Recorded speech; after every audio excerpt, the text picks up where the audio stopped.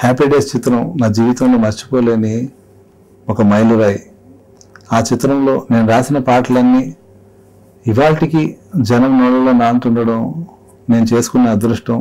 అందులో నేను మొట్టమొదటి రాసిన పాట అరేరే అరేరే. కానీ నాకు వ్యక్తిగతంగా అందులో బాగా నచ్చిన పాట పాదం ఎట్టుపోతున్నా. ఆ స్నేహం గురించి, అమ్మ గురించి, ప్రేమ గురించి వందలు, వేలు, లక్షల కవితలు వచ్చినా, పాటలు వచ్చినా ఇంకా ఏదో మిగిలిపోతూ ఉంటుంది.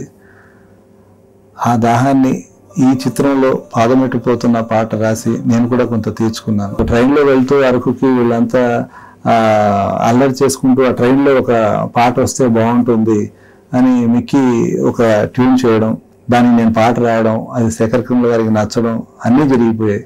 కానీ ఆయనకి ఇంకా అక్కడ ఏదైనా ఇంకొంచెం ఆ స్నేహితుల మధ్య ఇంకేమైనా చెప్పొచ్చా అని ఆలోచిస్తున్నప్పుడు ఆయనకు తట్టిన ఆలోచన ఈ స్నేహం మీద పాట రాద్దామని.